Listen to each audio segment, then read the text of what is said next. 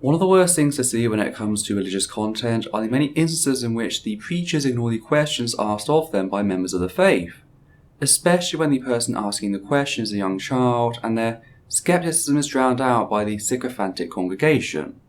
As was the case in a video I watched the other day involving a young girl asking Frank Turek about the righteousness of hell in light of God's attributes. My question is, you know how God knows everything before it happens, what will happen? Yeah.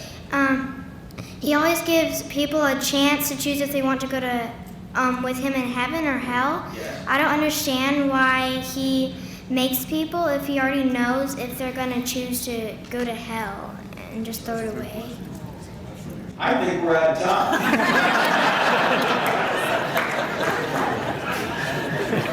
That is a great question.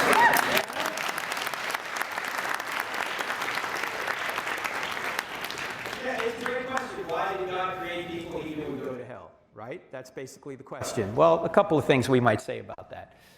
First of all, when God elects to create this universe, he knows how it's going to turn out. Because he's outside of time, he knows the end from the beginning. But the people that believe and the people that don't believe in this universe are freely doing so.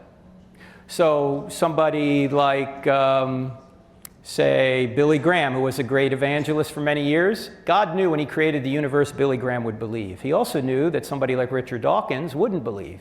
But he didn't force them to believe or not to believe. He allowed them to make their own choice. All Frank Turek has done here is assert his internally contradictory position without actually offering explanation as to how it's possible. And the way he does this is by reducing the definition of God down to the attribute of omniscience, ignoring the attribute of omnipotence given to him by Christianity. God is not merely an observer who knows the outcome like a person watching a movie created before they were born for the second time.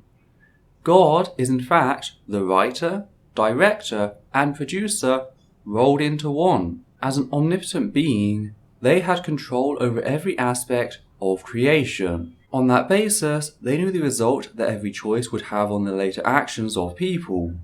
That removes the possibility of free will in its entirety.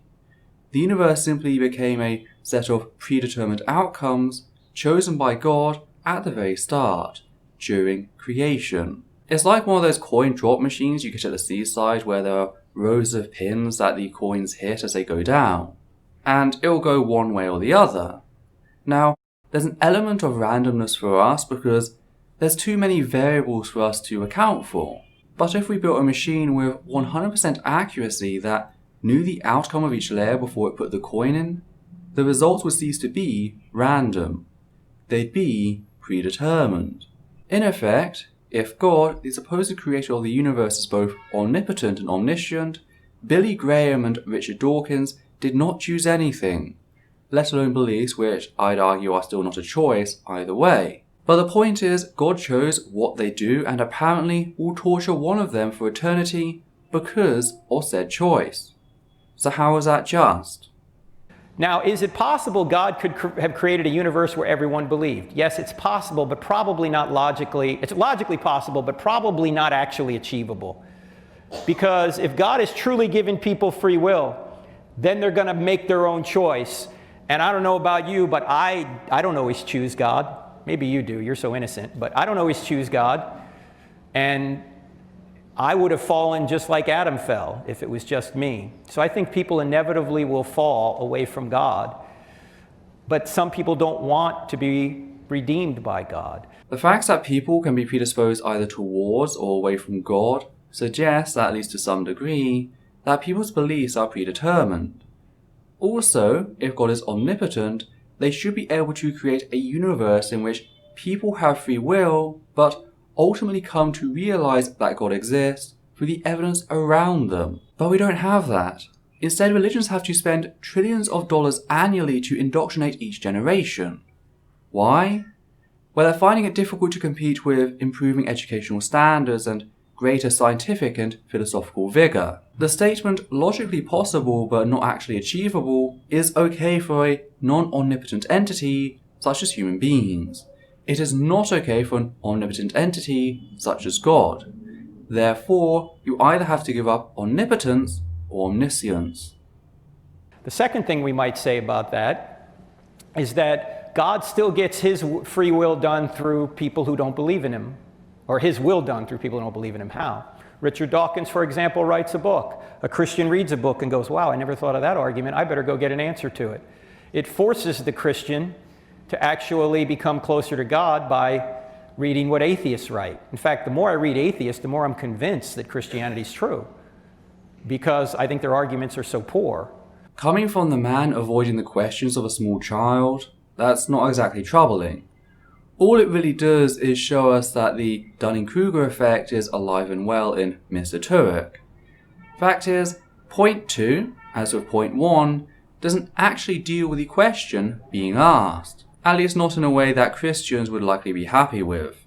The girl was asking why, if God already knew the outcome, did he bother creating the universe, knowing full well that a number of people would, through God's choices at the start of the universe, be forced into denying their existence and, ultimately, be tortured for eternity because of God's choices. In response to this, Turek goes, well, because it makes Christians stronger in their faith. A statement made without basis, but I'll accept it as a hypothetical. What Turek is effectively telling the girl is that God would torture countless people if it helped a few Christians keep to their faith, instead of designing a system in which nobody was tortured because they became Christian of their own volition, which is not exactly the image of God most Christians like to forward. Thirdly, none of us would be here if it wasn't for atheists. Why? Because not everybody in my bloodline is a Christian, right? Maybe I have grandfathers or great-grandfathers or grandmothers or whatever in my bloodline. I wouldn't be here if it wasn't for atheists. Again, Frank Turek dodges the actual question. If atheists didn't exist, procreation wouldn't cease to happen. Christian couples would still have children, who in turn would have children of their own, and so on and so forth. Only in this scenario, people wouldn't be tortured for eternity as a result of choices made by God when they created the universe. Now, one may argue that Turek is referring to himself and the people that exist today specifically. And if that is the case, what this reveals is a level of inflated ego. That would mean that Turek believes his existence is worth countless people being tortured for all eternity. Which it isn't. Nobody's existence is worth that. However, this once again raises a problem with God's supposed omnipotence. It says God couldn't create a world in which everyone was Christian and yet Frank Turek exists in some form.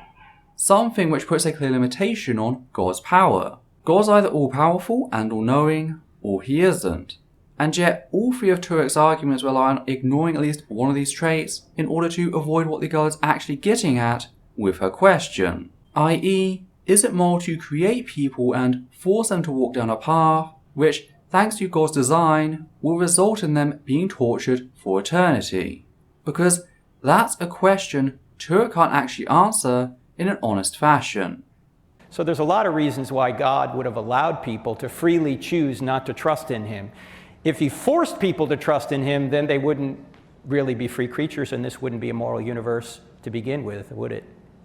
Except you fail to show how people have the ability to freely choose in a universe in which God, the creator of the universe, is all-knowing and all-powerful. And what's more is, I think this girl realizes that from her reaction as Turek finishes up. This isn't the nod of understanding, merited or not. This girl seems genuinely disappointed that she didn't receive an honest answer from Mr. Turek. Whilst the congregation applauds him, I can't help but feel that this girl sees through the bullshit. And if she can hold on to that seed of skepticism, I have very little doubt that she'll shed her parents' religious beliefs. And Mr. Turek will have played a key part in extinguishing her misplaced faith in God. As always, please check out our other videos. You can also support us and support via Patreon, and in doing so, help us become ad-free. We'd just like to say a big thank you to everyone who's already given to the channel, giving a special thanks to the following people: Hannah Banghart, Matthew Kovac, Muk Gay, Steve Corbin, Caitlin Smart, Wellington Marcus, Atlas5, and Sash Daniels. And for myself and Adita, take care now.